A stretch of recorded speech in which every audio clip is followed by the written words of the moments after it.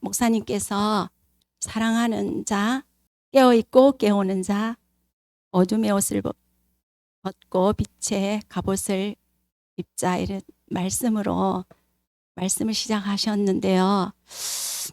제가 며칠 곰곰이 이렇게 묵상하면서 생각해 보니 가장 신앙의 핵심, 본질, 신앙의 본질이 세워지지 않으면 그 어떤 것도 가능하지 않다는 그런 생각이 많이 들더라고요. 그래서 제가 신앙의 본질을 추구하고 오늘 여기까지 인도하신 그 하나님께 감사를 드리며 저의 삶 가운데서 어떻게 신앙의 본질 가운데 세우셨고 제 생산을 이루어가고 계시며 또 앞으로 달려나갈 그런 하나님이 행하실 일을 기대하며, 제목은 신앙의 본질이지만 신앙의 본질의 삶을 살기 위해서 포도나무의 삶이 오늘 주제이고 기본 말씀입니다. 그 전에 하나님과 친밀한 교제와 동력자의 삶이라는 것을 천지창조에 보면 나와 있어요. 목사님이 최근에 아담을 이렇게 말씀을 통해서 성령님께서 저에게도 비춰주셨고 과거에 또 이미 비춰주셔서 실제가 된 부분들을 다시 기억을 되살리면서 너무너무 감격스러운 시간들이었습니다. 창세기 1장 26절 28절 같이 읽겠습니다. 창세기 1장 26절에서 28절 말씀입니다. 하나님이 이르시되 우리의 형상을 따라 우리의 모양대로 우리가 사람을 만들고 그들로 바다의 물고기와 하늘의 새와 가축과 온 땅과 땅에 기는 모든 것을 다스리게 하자 하시고, 하나님이 자기 형상 곧 하나님의 형상대로 사람을 창조하시되 남자와 여자를 창조하시고 하나님이 그들에게 복을 주시며 하나님이 그들에게 이르시되 생육하고 번성하여 땅에 충만하라, 땅을 정복하라, 바다의 물고기와 하늘의 새와 땅에 움직이는 모든 생물을 다스리라 하시니라. 연이어서 창세기 2장 15절에서 19절까지 같이 읽겠습니다. 2장 15절부터 19절입니다. 여호와 하나님이 그 사람을 이끌어 에덴 동산에 두어 그것을 경작하며 지키게 하시고, 여호와 하나님이 그 사람에게 명하여 이르시되 동산 각종 나무의 열매는 네가 임의로 먹되 선악을 알게 하는 나무의 열매는 먹지 말라. 네가 먹는 날에는 반드시 죽으리라 하시니라. 여호와 하나님이 이르시되 사람이 혼자 사는 것이 좋지 아니하니 내가 그를 위하여 돕는 배필을 지으리라 하시니라. 여호와 하나님이 흙으로 각종 들짐승과 공중에 각종 새를 지으시고 아담이 무엇이라고 부르나 보시고 그것들을 그에게로 이끌어 가시니 아담이 각 생물을 부르는 것이 곧 그 이름이 되었더라. 연이어 창세기 3장 8, 9, 10절을 읽겠습니다. 창세기 3장 8절입니다. 그들이 그날 바람이 불 때 동산에 거니시는 여호와 하나님의 소리를 듣고 아담과 그의 아내가 여호와 하나님의 낯을 피하여 동산나무 사이에 숨은지라. 여호와 하나님이 아담을 부르시며 그에게 이르시되 네가 어디 있느냐. 이르되 내가 동산에서 하나님의 소리를 듣고 내가 벗었으므로 두려워하여 숨었나이다. 누가복음 4장으로 가겠습니다. 누가복음 4장 5, 6, 7절입니다. 누가복음 4장 5절입니다. 마귀가 또 예수를 이끌고 올라가서 순식간에 천하만국을 보이며 이르되 이 모든 권위와 그 영광을 내게 주리라. 이것은 내게 넘겨준 것이므로 내가 원하는 자에게 주노라. 그러므로 네가 만일 내게 절하면 다 내 것이 되리라. 마지막으로 마태복음 28장으로 가겠습니다. 18절에서 20절까지. 마태복음 28장 18절입니다. 예수께서 나와 말씀하시되 이르시되 하늘과 땅의 모든 권세를 내게 주셨으니 그러므로 너희는 가서 모든 민족을 제자로 삼아 아버지와 아들과 성령의 이름으로 세례를 베풀고 내가 너희에게 분부한 모든 것을 가르쳐 지키게 하라. 볼지어다 내가 세상 끝날까지 너희와 항상 함께 있으리라 하시니라. 아멘. 말씀을 연결해서 읽으니까 흐름을 아시겠지요. 하나님께서 인간을 창조하시고 아담과 하와를 친밀한 사랑의 교제를 나눌 가족으로 창조하셨다는 것을 저는 2003년도에 그 비밀이 이렇게 열려지는 놀라운 계기가 있었습니다. 왜곡된 신앙 이해를 가지고 종교 생활을 하고 일만 스승 그대로 예수를 구세주와 주인으로 영접하고 성령 체험까지 했지만 그 이후에 바른 신앙이 무엇인지 가르침을 받지 못하고 내가 생각하는 신앙으로 또 그 교회에서 가르치는 그 가르침대로 성령 체험하고 난 뒤에 그냥 열심히 봉사하고 열심히 일하고 맡은 직분 감당하고 부서 부장도 하고 그다음 여전도 회장도 하고 교육부서 부장을 다 거쳐가면서 한 15년쯤 그런 신앙 생활을 한 것 같아요. 그래서 어느 날 선적 하나님의 은혜로 저의 눈을 열어주셔서 교회에서 너무 많은 칭찬과 격려와 또 참 신자라는 많은 타이틀을 가지고 열심을 다해서 신앙생활하는 저에게 사울이 바울 되기 전의 사울처럼 그렇게 격렬한 열심당원처럼 종교생활을 열심히 했는데 저의 삶의 열매가 겉으로 화려한 전도의 업적과 부서의 그 정가와 그런 것과는 상관없이 내 내면은 썩어 있고 피폐해 있고 상처와 억압이 가득한 그런 내면이 점점 전가되는 그런 갈등과 고민 속에서 이것은 아닌데 정말 그렇다고 이 상황 가운데 교회 목사님 앞에 가서 내가 이렇다는 것 말할 수는 없더라고요. 이미 벌써 저는 그 레벨의 칭찬과 교회에서 위치가 있었기 때문에 내면의 갈등과 고통과 그런 것은 참 말하기가 쉽지 않았어요. 인정받는 것이 밑바닥에 깔린 그런 신앙생활이었기 때문에.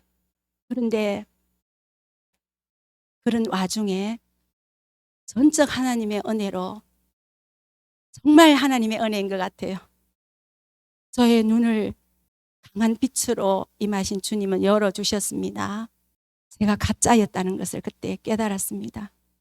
주님의 음성은 너가 나를 사랑하지 않았다. 2003년도에. 그러면서 가족 간의 불화와 그 다음에 내면의 상처와 억압과 관계의 깨어짐과 그런 가운데 주님이 찾아오셔서 네가 나를 사랑하지 않았다 그 한마디는 너의 신앙은 가짜다 이런 결론이 나왔어요.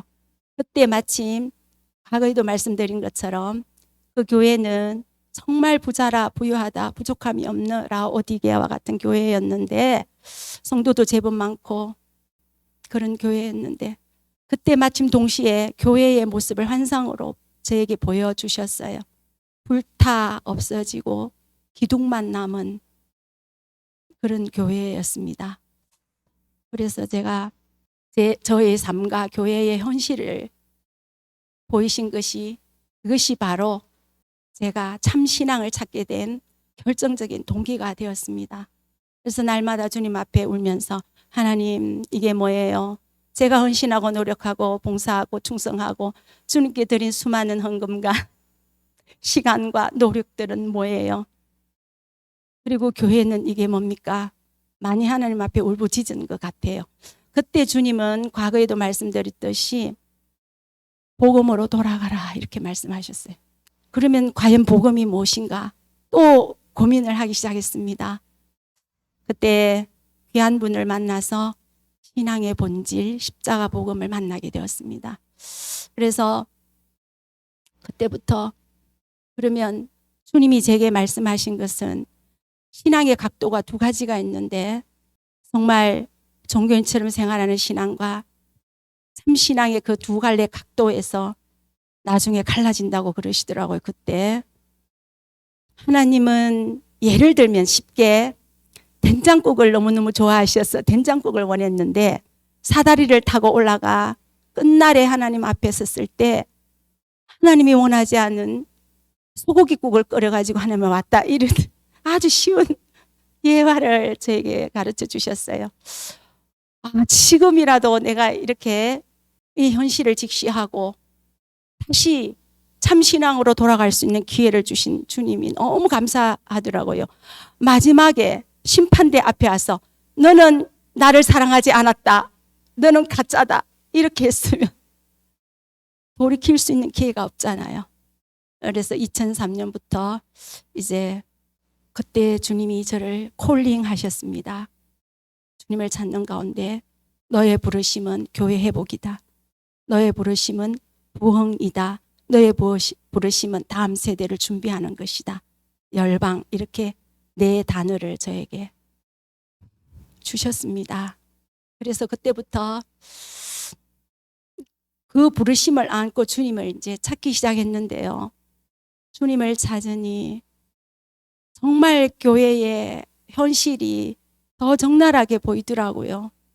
신앙도 그런데 예배는 정말 하나님의 달인줄에 맞지 않는 그런 예배의 모습, 그 다음에 성령의 사역도 하나님과 친밀한 교제 가운데 성령님의 인도를 따라 성령의 능력으로 지금의 그 가치관이 아닌 그런 모습, 중보기도도 또 양육도 셀의 코이노니아 사랑의 교제도 또 전도와 섬긴 모든 교회의 그 영역들이 제 눈에는 보이기 시작하더라고요. 참을 알면 거짓이 보이기 시작하더라고요. 그래서 그러면 제가 먼저 신앙이 회복되고 제가 먼저 그 분야에 회복되는 그것이 저는 절박했습니다. 그래서 이제 그때부터 주님을 찾기 시작했죠. 하나님이 인간을 창조하시고 친밀한 교제를 나눌 가족으로 창조하셨고, 하나님은 아담이 진정으로 하나님을 사랑하고 순종할 수 있도록 거역할 수 있는 가능성을 감수하시고라도 에덴 동산에 선악과를 두셨습니다. 자유의지를 가졌기 때문에 그 자유의지를 가진 하나님의 형상을 닮은 진정한 인간을 창조하시고 하나님은 아담과 주기적으로 교제하셨습니다. 하나님의 생각과 하나님의 마음을 아담에게 알리시고 또 동물의 이름을 짓게 하시며 너는 이 땅을 다스리고 통치하라 권세를 보여주셨습니다. 그것은 하나님이 그만큼 땅에서 사람들을 통해서 일하시기를 작정하시고 동력자를 삼아서 하나님의 목적을 이루고 싶어 하시는 하나님의 열망이었습니다. 아담은 사람이라는 뜻인데 대표자입니다. 사람의 대표자. 그러나 아담에게 주신 그 모든 권세를 아담이 불순종함으로 사단에게 복종함으로 그 권세를 넘겨준 것입니다. 이 세상을 다스릴 권세를 넘겨주었으므로 하나님의 주권적인 통치에서 벗어나 자기 중심, 자기가 왕이 되고 자기가 주인이 되어서 살아가는 그런 타락한 본질 가운데로 돌아간 것입니다. 그 결과 하나님의 관계는 끊어진 그 관계는 죽음입니다. 부부 사이의 관계도 깨어지고 서로 책임을 전가하고 생명 공급 다 끊어지고 영적, 정서적, 육적으로 피폐한 삶이 되었던 것이지요. 그것이 바로 저였습니다. 제가 앞부분에 제 이야기를 한 이유가 바로 저가 그런 상태였던 것입니다. 그렇지만 하나님은 아브라함을 택하시고 또 이스라엘을 민족을 택하시고 그 계획 가운데 말라기까지 구속의 역사를 이루어 가시다가 결국은 실패한 이스라엘이었지만 예수님을 보내주셔서 예수님을 통해서 십자가에서 죽으시고 부활하심으로 죄와 사단과 죽음의 권세를 예수님이 되찾아 오신 것입니다. 이 땅에 오신 것은 마귀의 일을 멸하려고 예수님을 구세주와 진짜 주인 왕으로 영접한 자는 예수 그리스도 안에 연합된 자는 다시 잃어버린 아담의 형상을 회복하여 이 땅에서 하나님의 목적을 이루는 하나님의 동력자로서 그 일에 동참하는 하나님의 놀라운 그 계획에 쓰임받을 수 있는 그런 자로 하나님께서 지금 준비하고 계시는 것 같습니다. 하나님께서 얼마나 하나님과 친밀한 교제와 그 다음에 그 교제 안에서 하나님의 계획과 의중과 마음을 알리셔서 사람을 통해서 일하시고 싶은 그런 것을 성경에서 보면 말씀에서 많이 볼 수가 있어요. 엘리야의 기도를 보면 하나님은 엘리야에게 하나님의 계획을 말씀하셨죠. 비가 온다, 비가 온다 알리시는 거예요. 그때 엘리야는 하나님이 알아서 비를 내려주시겠지 하고 있으면 그 비는 야고보서에 보면 안 왔을 수도 있을 것 같다고 그러시는 것 같아요. 그 음성을 듣고 엘리야는 민감하게 비가 올 때까지 기도했고요. 그 다음에 여호수아서에도 보면 4장에 제사장들에게 언약궤를 메고 요단강에 들어가라 했을 때 믿음으로 순종했을 때 요단강이 갈라졌죠. 먼저 하나님이 그렇게 하라고 하나님의 의중을 보이신 것입니다. 그때 하나님과 친밀한 교제에 있는 자들은 그것을 듣고 그 음성에 순종하여 하나님의 뜻이 이루어질 뿐 아니라 영광을 받으실 분은 하나님이시라는 것을 말씀해 주시고 계십니다. 바울의 구원도 마찬가지예요. 사도행전 9장에 사울이 바울 될 때 아나니아를 통해서 구체적으로 직가로 가라. 사울을 이름을 말씀하셨고 거기에 가서 너가 어떻게 해야 되는가 구체적으로 말씀하셨을 때 아나니아는 순종해서 사울에게 가서 안수하여 사울이 바울 되는 놀라운 구원의 사건이 있었습니다. 그런데 한 달란트 받은 그 마태복음 25장에 보면 참 안타깝게도 한 달란트 받은 자는 한 달란트 받은 그 한 달란트를 땅에 묻어뒀다고 그랬죠. 하나님이 어떤 분인지 왜곡된 하나님에 대한 이해와 신앙에 대한 왜곡된 이해 때문에 하나님은 굳은 분이시라 하나님은 전능하신 분이기 때문에 우리와 상관없이 하나님이 다 하시겠지 이런 가치관이었다고 합니다. 내가 안 해도 하나님이 하실 거야. 그런 가치관으로 내가 동참 안 해도 하나님은 이루시겠지. 그런 생각으로 한 달란트를 땅에 묻어뒀다고 그러시는 것 같습니다. 그때 하나님은 악하고 게으른 종아 이렇게 책망하셨죠.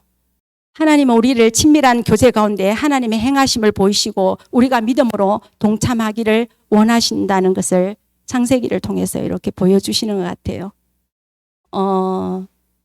지금 이제 우리가 아담의 형상으로 회복되어서 정말 목사님의 설교 말씀하신 그대로 아담에게 주신 권세를 되찾아서 이 땅에서 하나님이 하고 싶어 하시는 그 하나님의 계획과 그 일에 동참하는 저와 여러분 되었으면 좋겠습니다.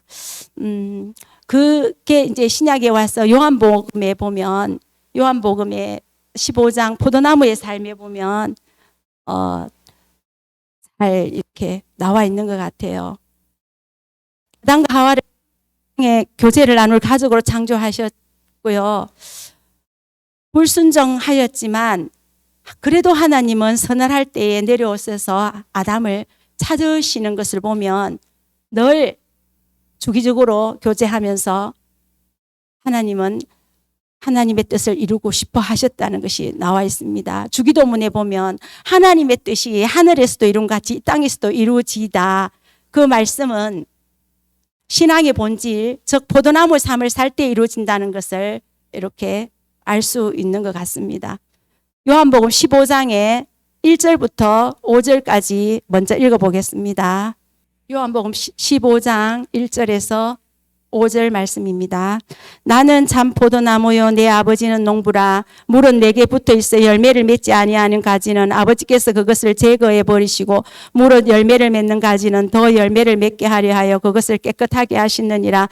너희는 내가 일러준 말로 이미 깨끗하여졌으니 내 안에 거하라. 나도 너희 안에 거하리라. 가지가 포도나무에 붙어 있지 아니하면 스스로 열매를 맺을 수 없음 같이 너희도 내 안에 있지 아니하면 걸어하리라.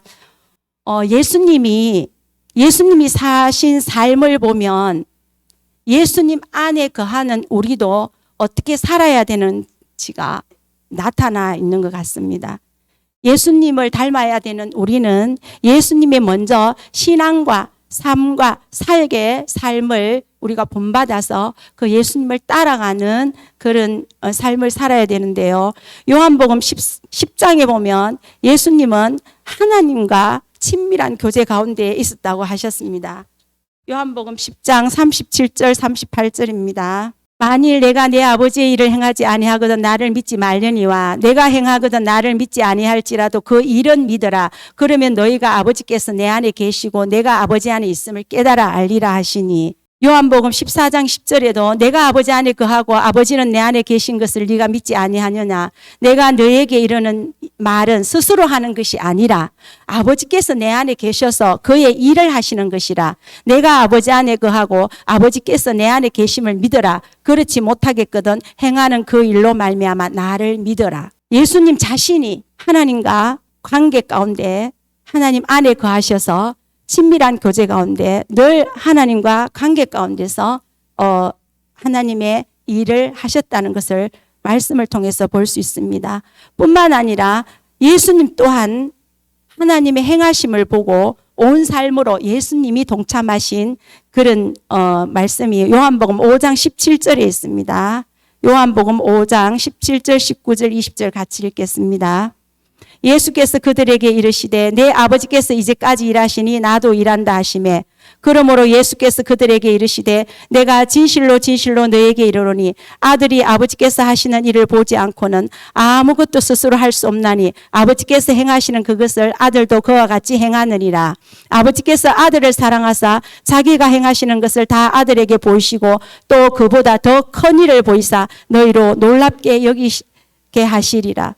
예수님께서는 아버지께서 이제까지 일하시니 예수님도 일한다 하셨습니다. 아버지께서 하시는 일을 보지 않고는 아무것도 스스로 할 수 없다고 하셨고요.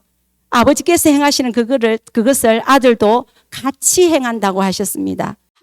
예수님이 하나님이시고 신성을 가지신 분이 아버지께서 하시는 것을 보지 않고는 아무것도 스스로 할 수 없다고 하시는 것을 보면 우리는 예수님 안에 거하는 우리는 예수님께서 하시는 것을 보지 않고는 아무것도 할 수 없다고 그렇게 해야 되는데 현실을 보면 예수님 안에 거하여 예수님이 행하시는 일을 보지 않고 우리 스스로 내 자원으로 내 노력으로 내 방법으로 내 지혜로 그렇게 많은 일을 이루고 또 주님이 기뻐하시는 일이라고 따라가고 그렇게 했던 저의 과거 모습이 적나라하게 저도 비춰지는 것 같습니다.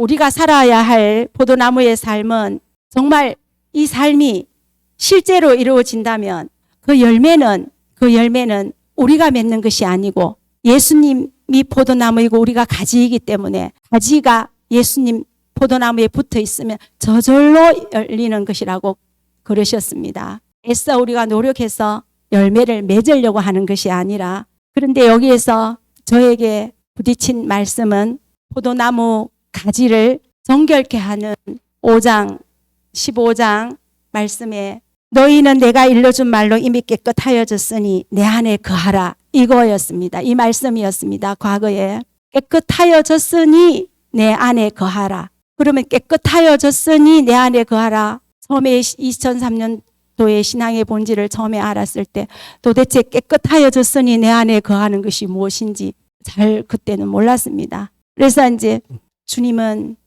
이 비밀을 알리시기 시작하셨을 때 아담이 타락하여 자기중심적으로 삶으로 돌아가서 정말 내 가치관이 하나님과 상관없는 자기중심적인 가치관에서 나오는 모든 것들이 타락의 본질인데 그것을 깨달은 후에 내게서 나오는 것은 다 악한 것이다.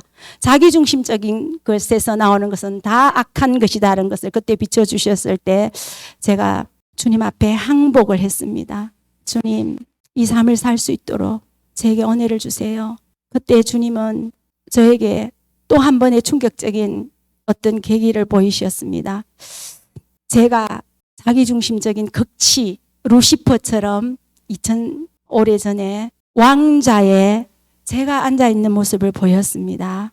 그래서 그 왕자에 제가 앉아서 세상을 보고 사람을 보고 판단하고 환경을 바라보고 제가 왕이 되고 주인 되어서 이렇게 이 지구 전체를 나의 관점으로 바라보는 것을 보이셨을 때 주님은 내려오라. 그 자리는 내 자리다. 내가 이제 너의 주인이다. 그렇게 저에게 다가오셨습니다. 예수님을 구세주와 주인으로 영접했다고 했는데 고백하고 세례받고 회개하고 그런 과정을 거치고 신앙생활을 했는데 그 이후에 오랜 세월이 지나서 아마 15년이 지난 것 같아요. 그때 실제로 주인을 바꾸라는 하나님의 놀라운 다가오심이 있었습니다. 말로는 주인이다, 왕이다, 수도 없이 하면서 또 설교도 들었겠죠. 근데 실제 하나님이 뚜껑을 열었을 때 그 자리에 제가 앉아 있었습니다. 그것이 한 10년 전인 것 같아요. 10년 전쯤. 그래서 이미 그 전에 부르심이 있었기 때문에 저희 삶을 드렸잖아요. 그래서 저는 망설여지더라고요. 무섭기도 하고. 주인을 바꾸면 주인이 내 삶을 마음대로 하실 것인데 약간 두려움이 왔어요. 그러나 그것은 사단의 속임수인 것을 깨달았습니다.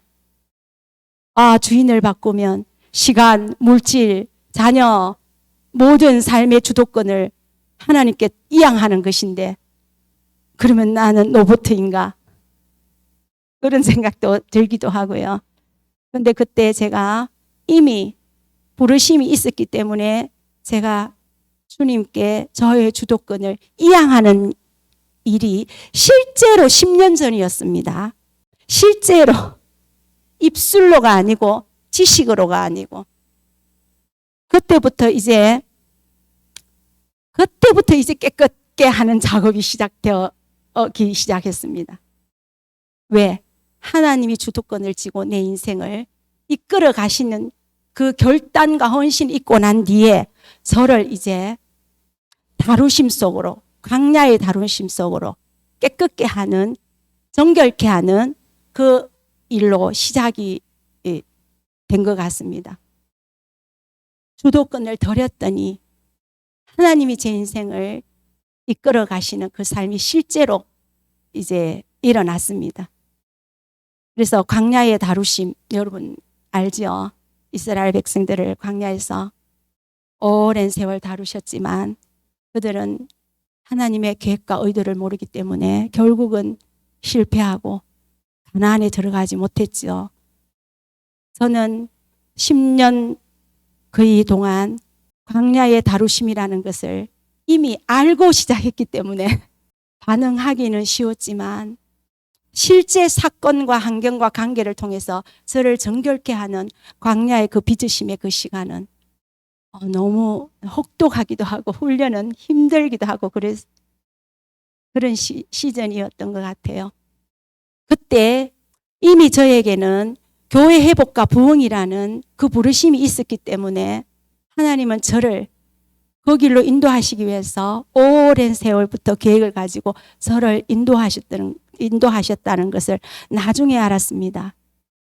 이삭의 여호수아서에 보면 이삭의 우물에 블레셋이 쓰레기를 넣는 그런 창세기 보면 있죠. 그 쓰레기를 다 제거하는, 우물의 쓰레기를 다 제거하는 그런 일들이 이제 일어나기 시작했습니다.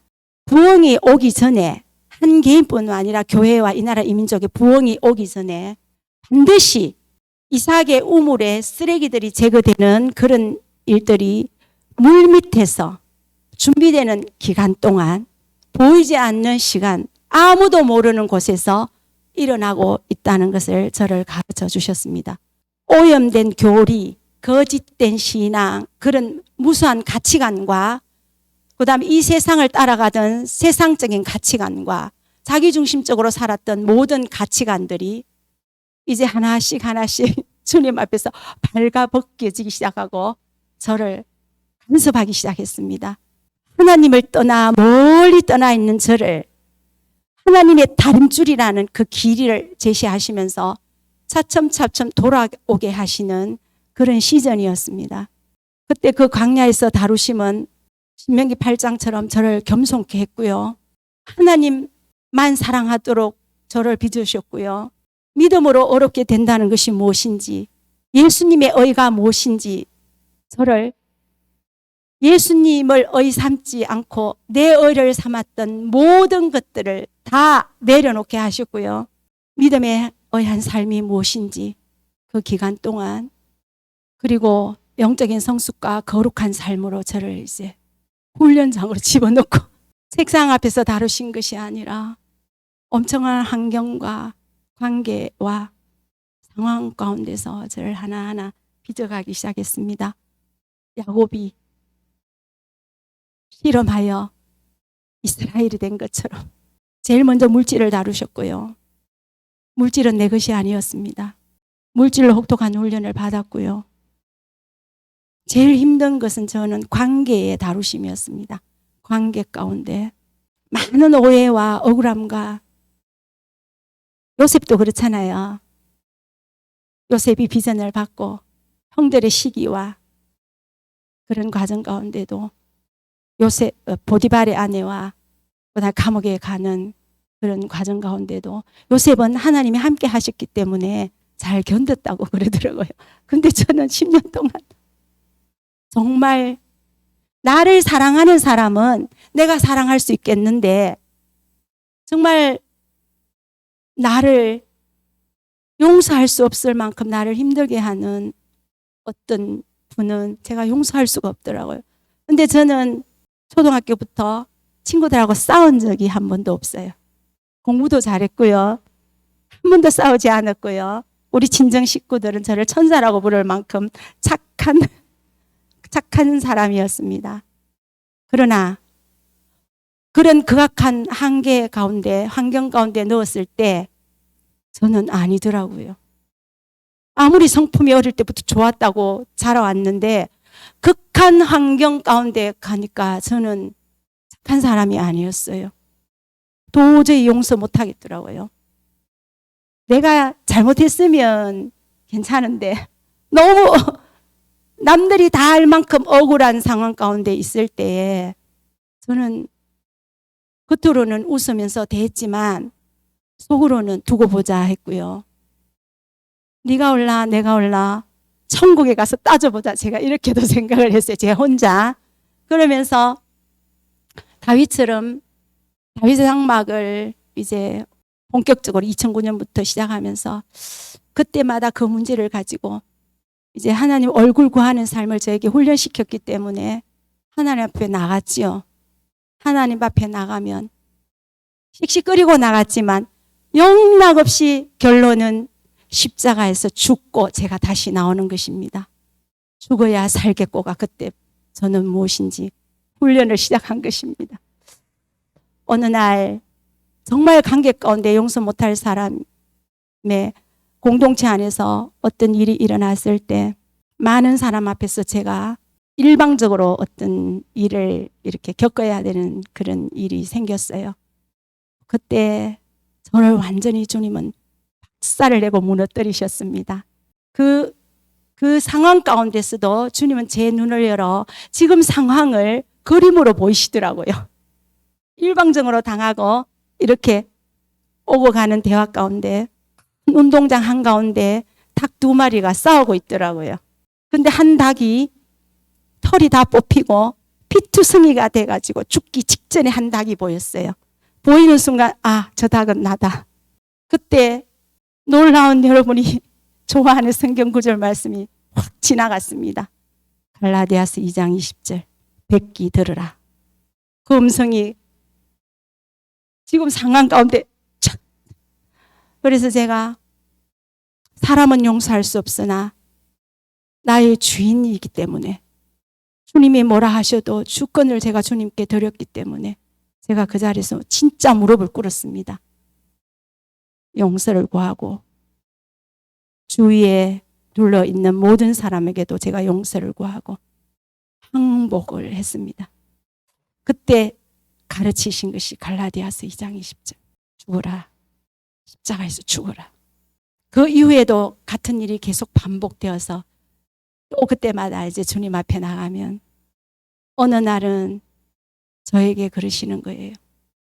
청천벽력 같은 목소리처럼 저에게 들렸습니다. 내가 너를 위해서 십자가에서 죽었다. 1만 달란트 받은 빚진 자가 100데나리온 받은 자에게 하는 말씀이었습니다. 그때도 제가 무릎을 꿇었습니다. 언제나 십자가에 가면 주님이 옳았습니다. 주님이 합당하신 분이셨습니다. 십자가에서는 언제나 저는 선함이 없고 능력이 없는 자였습니다. 제 생명이 경각에 달린 그런 시간이 있었습니다. 고통스러운 질병 가운데 칼로 도려내는 통증을 8시간씩 하며 이름 모를 그 질병으로 고통당하여 결국은 직장에서 금고사직을 당할 그런 위기에 그래도 하나님 얼굴을 구하여 주님 앞에 나갔을 때 주님은 십자가의 사랑과 십자가의 능력을 많이 계시하셨습니다. 너의 생명을 내게 내놓을 수 있냐? 그 아픔과 고통 가운데 치유가 아니라 나의 이 생명을 내가 너무 두려워하고 떨면서 지키려고 하는 그런 것에 주님은 나를 위하여 이 땅의 많은 사람들을 위하여 생명을 아끼지 않았다는 그 십자가의 사랑을 계시하실 때 저는 이사야 53장을 저에게 보이셨습니다. 이사야 53장에 예수님이 십자가에서 채찍에 맞음으로 나음을 입었고 그 말씀과 십자가에서 이루신 놀라운 그 일들을 하나씩 하나씩 환경과 사건을 통해서 저를 가르치신 것입니다. 문제 해결을 위해서 이렇게 저렇게 간 것이 아니라 언제나 주님 앞에 갔을 때 주님은 진리를 계시하셨고요. 주님 자신을 나타내셨고요. 주님의 목적을 보이셨고요. 주님의 길을 가르치셨습니다. 십자가에서 옛사람을 죽었다. 옛사람은 죽은 거야. 혼과 육 다스리는 옛사람은 죽은 거야. 너는 영으로서 나와 연합해. 너는 영으로서 나와만 교제해.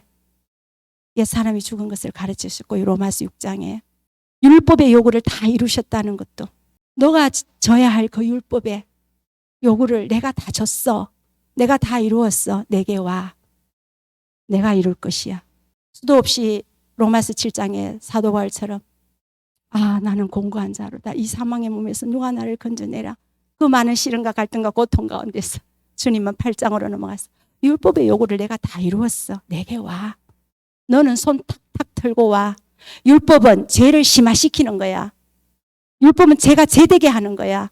몽학 선생이 되어서 그 율법이 나를 예수께로 인도하는 거야. 너는 율법을 이룰 능력이 없어. 손 탁탁 털고 내게 와. 내가 해답이야. 언제나 주님께 가면 주님이 저에게 이길 힘도 주시고 지혜도 주시고 그래서 그때 십자가에 가서 주님을 대면함으로 그 길을 그 고비를 그 한계를 돌파하는 경험을 많이 하셨습니다. 사단을 짓밟았다는 것도 죽음을 죽이셨다는 것도 십자가에서 부활의 영으로 그 십자가에서 이루신 놀란 그것이 제게 계시가 실제가 머리로 깨닫는 것이 아니라 실제 삶에서 상황 가운데서 실제가 돼서 제 삶을 능력으로 역사하시는 것을 광야에서 저는 하나씩 배우면서 예수님이 의다. 예수님이 의다. 내가 의삼은 더러운 걸레와 같은 이사야서에 있죠. 더러운 걸려같이 내 의를 삼은 모든 것들을 실제로 하나하나 벗겨내시기 시작했습니다. 명예라는 옷도 실제 상황 가운데서 저의 명예를 짓밟고 모욕감과 수치 가운데서도 못 참잖아요. 명예를 짓밟을 때. 그 다음에 실제 어떤 직분을 뺏어갔을 때 제가 허전하더라고요. 허전. 여러분 아시죠? 그것은 의삼았다는 것입니다. 그 다음에 아름다운 목소리로 찬양하는 이 목소리도 어느 날 그만두게 한 적이 있었어요. 찬양도. 그때 제가 주님 앞에 섰을 때 참 허전하더라고요. 제가 표현을 이렇게 하겠습니다. 허전하더라. 그것이 저의 의가 되었다는 증거입니다. 자부심이 되었다는 것입니다. 영적 우월감이었다는 것입니다. 수많은 것들이 많이 있었어요. 심지어 계시를 깨닫는 것도 영적 우월감이었고요. 그 다음 지식으로 많이 공부하는 것도 영적으로 이게 인격 제신 예수 그리스도를 대체하는 것이었다고. 그것이 나의 의가 되어서 기분이 좋기도 하고 반대의 일이 일어나면 낙심이 되기도 하고 내 감정 상태가 업다운 되는 것은 그럴 때마다 저는 감사하며 찬양하며 그런 게 아니라 주님 앞에 갔을 때 그것이 의가 되었다. 예수 그리스도가 너의 의야. 예수 그리스도가 너의 기초야. 교회의 터. 아주 세밀하게 그렇게 저를 이렇게 가르치시고 인도한 적이 있습니다. 오늘 아침에도 우리 대구세에서 다윗 장막을 하면서 주님이 그 예배 가운데 의 삼은 것들을 많이 덜쳐내셨어요. 명절 때 허전한 마음을 유튜브나 또 연속극이나 그런 것들로 허전한 것을 채웠다고. 예수 그리스도로 너가 만족하고 채워야 되는데 그 허전함을 그것으로 채웠다고 적나라하게 덜쳐내서 모두 회개하고 오늘 오전에 그런 적이 있습니다. 결국은 히브리서 12장에서 사랑하시는 자를 징계하노니 연단한 자들에게는 의와 희락과 의의 열매. 제가 성경 구절을 못 찾겠네요. 그 다음에 로마서 8장 28절 30절에도 아들의 형상을 본받게 하시기 위하여. 그 다음 히브리서 12장과 히브리서 3장에 보면 가나안 안식을 주시기 위하여. 하나님이 광야에서 다루실 때 반응을 잘 해야 했습니다. 그리고 우상들을 많이 비추셨어요. 하나님보다 더 사랑하는 것들 얼마나 많은지. 오늘 오전에도 주님을 찾을 때 시편 18편에 여호와는 나의 힘이시니 힘 하는데 딱 걸린 거예요. 모두가 힘. 하나님이 힘이다. 시편 18편에 그 힘에서 찬양이 넘어가지를 못했습니다. 찬양이 찬양되게 다음으로 성령님의 인도를 따라서 찬양이 넘어가야 되는데 힘에서 딱 글자 하나에 부딪히기 시작했습니다. 루터가 종교개혁할 때 믿음으로 말미암는 의 때문에 부딪혔잖아요. 오늘 그 힘이었습니다. 무엇으로 힘삼고 있느냐? 너의 힘이 지금 어디에 있느냐? 오늘 현재 그것을 살펴보아라.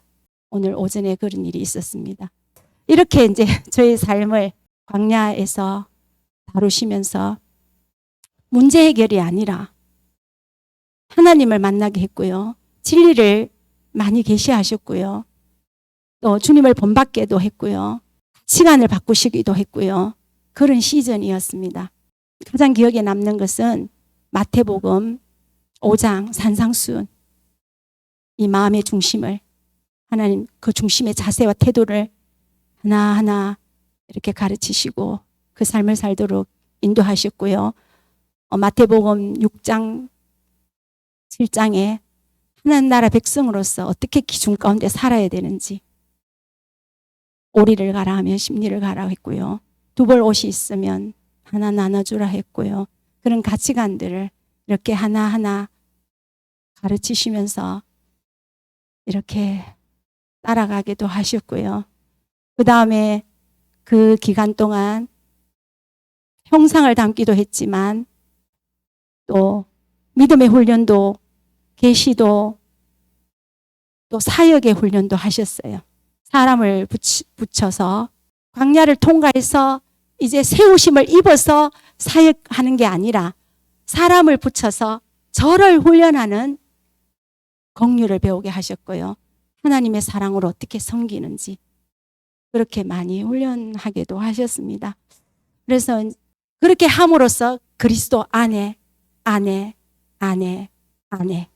내 모든 주도권을 자기중심적으로 살던 내 모든 가치관이 하나하나 무너지고 하나님 중심적인 가치관으로 변화되면서 성령님이 이제 주도권을 가지시고 내 삶을 들어오기 시작했습니다. 하나.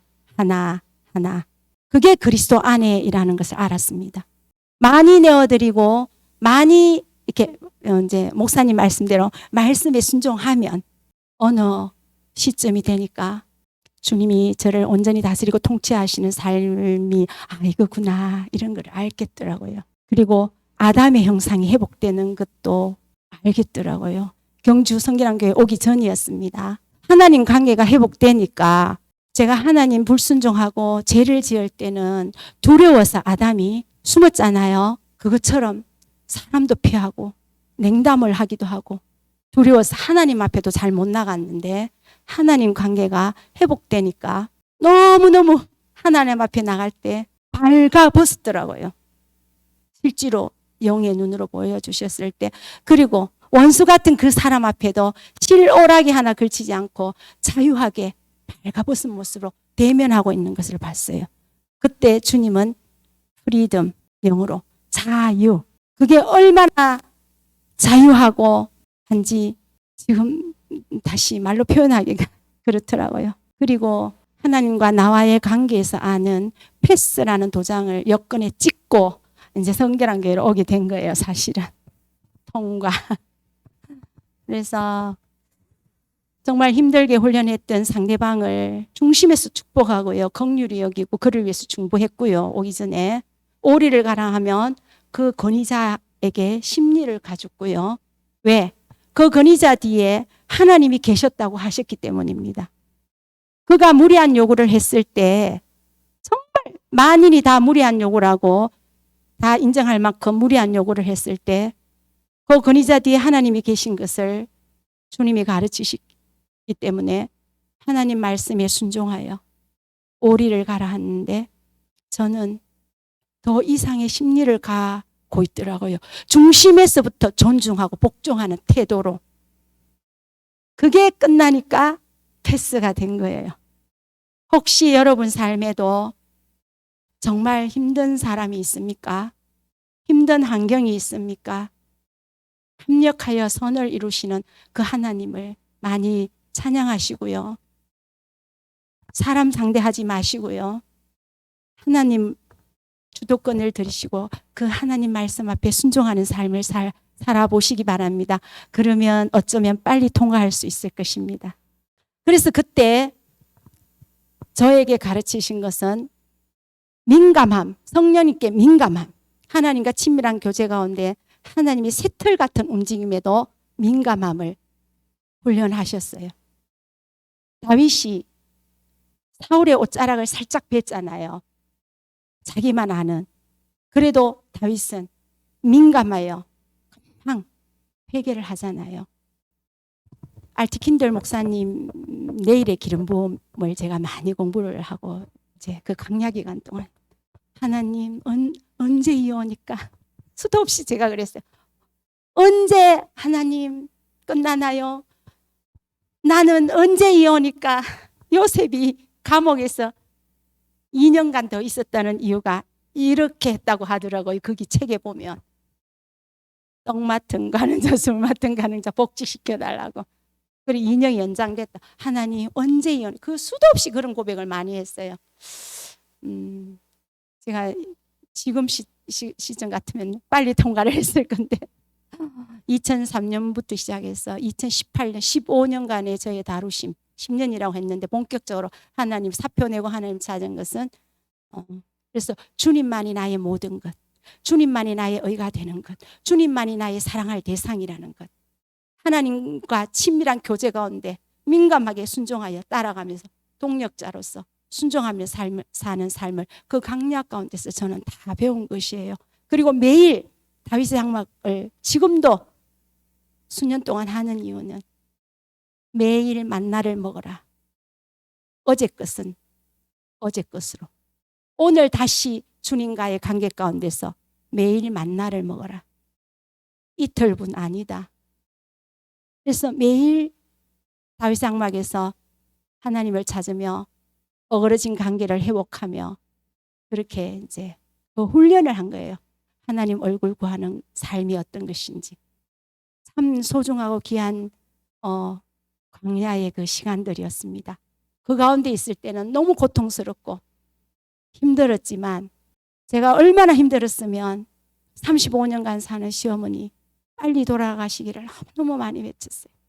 그리고 그 관계 가운데 있는 사람. 근데 나중에 보니까 저답게 저를 아담의 형상으로 회복시키기 위한 하나님의 놀라운 계획이라는 것을 나중에 알고 보니까 어머니는 돌아가셨고요. 저는 교회를 이렇게 이제 또 옮기게 되었어요. 그래서 성길한 교회에 올 때도 다음으로 가라 할 때 제가 주님의 인도를 따를 때도 주도권을 주님이 가지시고 주인이시기 때문에 사실은 더 큰 교회, 부르심에 걸맞은 교회가 서울에 있었거든요. 그러나 주님이 인도하시는 교회가 듣도 보도 못한 경조여서 순종하여 여기에 오게 된 것입니다. 너무 감사하고요.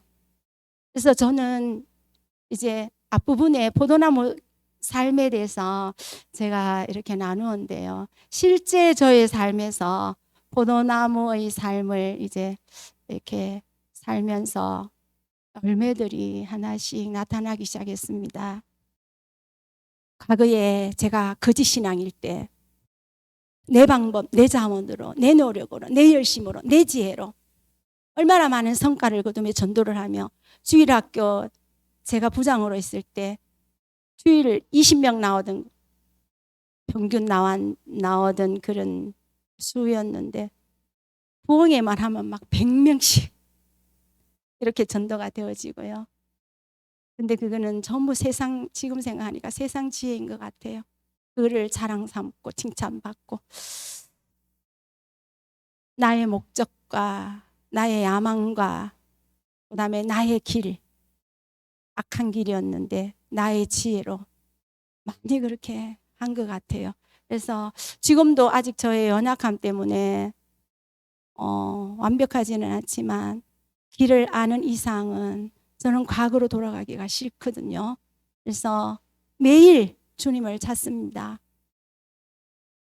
다윗 장막을 하는 이유는 하나님이 계시하신 다윗 장막이 사도행전 15장 16절 17절 아모스 9장 11절처럼 다윗의 장막은 무너진 다윗 장막을 일으켜서 다른 사람들이 또 남은 자들이 하나님을 찾게 하는 곳입니다.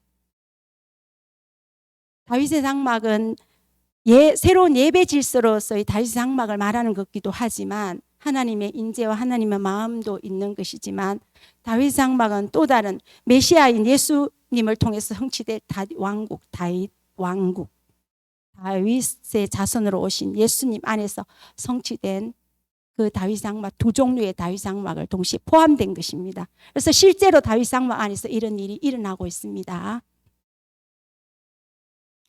성령님께서 이제 다윗의 장막 1시간 예배 가운데 모두가 오직 예수 그리스도 십자가 보혈의 공로만 의지하여 나는 연약하고 부족하고 선한 없고 능력 없지만 그 예수 그리스도 십자가 보혈의 공로를 오직 의지하여 우리가 모두 예수님의 의의 옷을 입고 보좌 앞으로 나갑니다. 거기서 아버지를 만납니다. 하나님 아버지는 이렇게 말씀하세요. 얘야,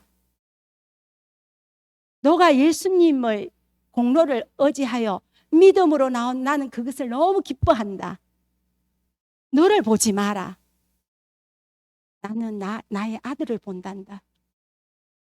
그래서 믿음으로 담대히 십자가 공로 의지해서 은혜의 보좌 앞에 들어가면 성령님이 역사하시고요. 길을 비추시고요. 어중을 보이시고요. 말씀도 풀어주시고요. 중보기도 할 제목도 구체적으로 보이시기도 합니다. 그때 그대로 순종하면 즉각 열매가 맺히기도 하고 그렇습니다. 제 혼자 다윗상막을 하다가 8년에 양집사님을 만났습니다. 그때 양집사님 만날 때도 주님이 아나니아처럼 누구에게 가라 해서 전화를 했고요. 어느 날 또 다윗장막을 하다가 너의 편견을 베드로처럼 잡아먹으라 하는 사도행전 말씀 있죠. 편견을 깨뜨리면서 어느 분한테 가라 해서 제가 정봉희 집사님을 만났고요. 박순희 집사님도 그렇고요. 최근에 어떤 자매님은 제가 또 중보기도 다윗장막에서 하나님 찾을 때 3년간 만나지 못한 자매님이었는데 양우리를 벗어나 넉대게 이렇게 상해를 받는 그림을 보고 제가 찾아갔습니다. 이게 저는 항상 아나니아가 직가로 가라. 그의 이름은 누구다. 그는 이런 부르심을 갖고 있다. 한 것처럼 주님과의 관계 안에서 순종하여 갔을 때 놀라운 일들이 일어나고 그가 회복되고 같이 주님을 찾게 되고 나 명숙 언니도 하나님이 길 가다가 명숙 언니 영혼을 보이게 하신 거예요. 그래서 우상을 버리고 그 가정을 다 개종시키고 그다음에 치유가 일어나고 그를 제일 먼저 제가 하는 것은 주인을 바꾸는 겁니다. 초신자나 더해지는 사람 제가 그랬기 때문에 실제로 주인을 바꾸는 것입니다. 실제로 바꾸는 것입니다. 실제로 주인을 바꿔서 주도권을 드리게 합니다. 이것이 바로 진짜 복음입니다. 처음에 예수님을 전할 때 저는 그렇게 전도함을 받지 못했잖아요. 15년이 지난 뒤에야 제가 예수님을 주인으로 실제로 받고 처음부터. 그리고 코로나가 시작되고 나서 주님은 친밀한 가운데 분명히 이런 시기가 온다. 2년 전에 각 가정을 돌아라고 말씀하셨어요. 그래서 셀 가정을 돌기 하다가 이제 지치고 예배를 못 드리는 다른 교회 교인들이 갈망하며 산모하며 오기 시작했습니다. 그래서 다른 교회 교인들을 가정을 지금 다니기 시작했고요. 그 다음 어느 교회 선산에 있는 어느 교회 가라 해서 아무도 없는 그 교회 가서 2달 동안 순종하여 기도했고요. 하나님과 친밀한 교제 가운데 또 빈집 거기 가서 기도 모임 해라. 예레미야도 보면 뭐 띠를 저기 묶고 와라. 우리가 보면 진짜 뭐 가치 없는 일인 것 같잖아요. 근데 빈집에 가서 기도 모임 해라. 거기만 가면 하나님의 인재가 얼마나 강한지 몰라요. 하나님의 뜻을 깊은 뜻을 모르지만 하나님이 하실 일이 있기 때문에 지금 한 몇 달째 지금 하고 있습니다. 왜? 그만두라 할 때까지. 아무도 몰라줘요. 모르고 하는 줄도 모르는 그 빈집에 가서 그렇게 하고 있고요. 그리고 복음 나눔을 하라 해서 이제 어느 가정에서 시작했는데 최근에 주님이 친밀한 가운데 장소를 제공하면 어디든지 가라. 장소를 제공하면 그 장소를 제공하는 곳에서 내가 너희들을 먹일 것이며 영육 안에 먹일 것이며 내가 친히 사역할 것이다. 그런데 장소 제공 한 3가정이 이제 보이셔서 그 가정에 가게 했고요. 그다음에 구미 지역도 하나님이 친밀한 가운데 구미의 문을 열겠다 해서 시작된 것입니다. 지금 놀랍게 가정이 변하고 어떤 분이 어제 있었던 일입니다. 그분은 20년 전에 하나님이 보이셔서 신부로 준비하라는 20년 전에 초청을 받았는 얘기를 어제 하더라고요. 자기가 말을 타고 천국에 갔는데 그분 말이 자기 옷이 너무 허스름하는 것을 깨닫고 준비가 안 됐다. 나는 돌아가서 신부 드레스를 돈 주고 사야 되겠다. 꿈에서 그랬대요. 근데 돌아가려고 보니까 자기가 타고 온 말이 소로 변해 있더라고. 그 소를 보는 순간 우상이었게 깨달아졌다고. 그것을 20년 동안 간직하고 있었는데 어제 저희들과 사랑의 교제를 하면서 그게 뭔지 깨달아졌대요. 20년 동안 아무 준비도 하고 있지 않은 자기의 모습에 한탄해하면서 그때부터 신앙의 본질을 만났다면 지사님처럼 되어 있을 건데 이러더라고요. 그때 또 보이신 게 신랑이 골방에 들여보내고 문을 잠그고 나가더래요. 그런 얘기도 하시더라고요. 그게 골방에서 주님을 찾는 거였는데 어제 놀라운 전환이 일어나서 어제 그분은 또 예수님을 주인으로 바꿨습니다. 결단을 하고요. 하나님 얼굴 구하는 삶을 시작하기로 했고요. 다음 주에 그 집에 가기로 했습니다. 구미에. 이런 일이 있고요. 그 다음에 어제 이거는 아직 안타까운 것인데 하나님과 친밀한 교제 가운데 오늘 기도하는 가운데 너무 현실이 보였어요. 목사님이었고요. 사모님이었어요. 사모님에게서 전화가 온 거예요. 어젯밤에. 이혼하겠다고. 정신병원에 가야 되겠다고. 별거 2개월째. 목사님은 분노장애 우울증 약을 먹고 있다고. 그래서 오늘 저희들이 기도하는데 다시 잃어버렸던 교회 회복에 열정이 일어나기 시작했어요. 아, 교회 회복의 그 열정을 우리에게 다시 부어주시는구나. 현실이 이렇게 적나라하게 교회의 현실을 보이시는구나. 애통하면서 이 땅의 교회가 회복되기를 위해서 목회자 사모님이 회복되기를 위해서 목회자 사모님이 생명 가운데 회복되어야 그 생명이 성도들에게 흘려서 성도들을 살리는데 목사님과 사모님이 아프구나. 이런 지금 현실과 상황 가운데 저는 안일함은 있을 수가 없어. 하나님 찾는 것이 지속되지 않을 수 없고요. 내가 깨어 있다면 깨울 수밖에 없고요.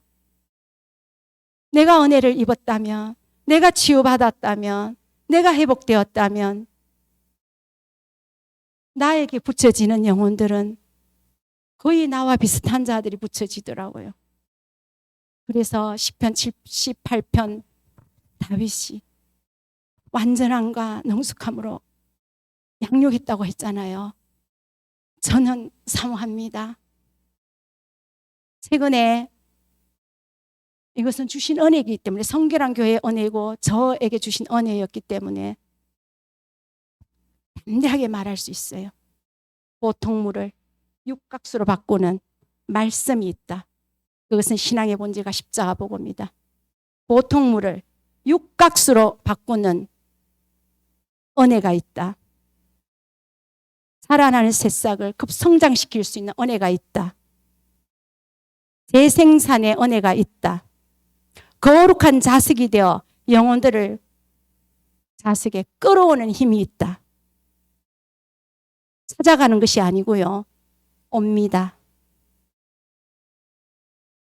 저의 잘남이 아니라 신앙의 본질과 치밀한 가운데 강야의 다루심을 통해서 주님과의 관계가 회복되니 예배할 때마다 강력한 임재로 오셔서 만지시고요. 치유하시고요. 회복하시고요. 구원하시고요. 위로하시고요. 길을 보이시고요. 깨닫게 하시고요. 그거는 장소 제공하면 내가 먹일 것이다. 내가 친히 사역할 것이다. 사람이 아니라 주님이 친히 하시는 일들이 나타나고 있습니다. 여러분, 주님이 하신 것이고 주님이 인도하셔서 주님께만 영광 돌리지만 이 길밖에 없는 것 같습니다. 최근에 제가 어제 오늘 여기에 설 것을 생각하고 주님을 찾았을 때 성경 구절을 축축축축 주셨어요. 예배 전에 이사야 62장 6절 7절 여호와로 기억하게 하시는 자들아 약속을 기억해서 기도해라. 그리고요 예배 중에 고린도전서 3장 11절 말씀 예수 그리스도가 터다. 예수 그리스도가 터가 아닌 거 다 무너뜨려라. 어이 삼은 거 아니다. 내 삶 가운데 교회 가운데 예수 그리스도만 터다. 고린도전서 1장 30절 예수님이 지혜다. 예수님이 어려우십니다. 예수님이 구속함이시다. 예수님이 거룩함이시다. 예수 안에 있어야 지혜, 예수 안에 있어야 거룩함, 구속함, 어려움. 그 다음에 히브리서 12장 진동치 못할 나라를 받았으니 두려운가 섬길지니라 하는 말씀 있죠. 소멸하는 불이시다. 그리고 고린도 후서 4장 6절 7절 질그릇 안에 보배 예수. 마지막 결론은 그거로 지어라고 그러시는 것 같아요.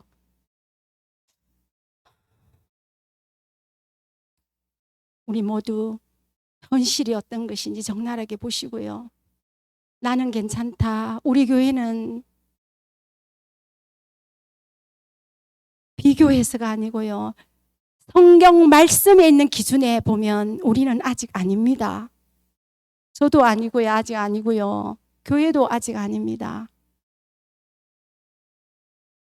왜 이사야서 62장 6절 7절을 주셨는지 더 강력한 부흥이 오기 위하여 기도해라. 그러려면 터, 예수가 의, 하나님 나라, 진동치 못할 나라, 개인과 교회가 더 든든히 서라. 이런 말씀인 것 같았습니다. 제가 기도하고 마치고 각자 혹시라도 하나라도 깨달아졌다면 살 수 있는 은혜를, 그 다음에 제일 중요한 것은 주님을 찾을 수 있는 은혜를 이렇게 구했으면 좋겠습니다.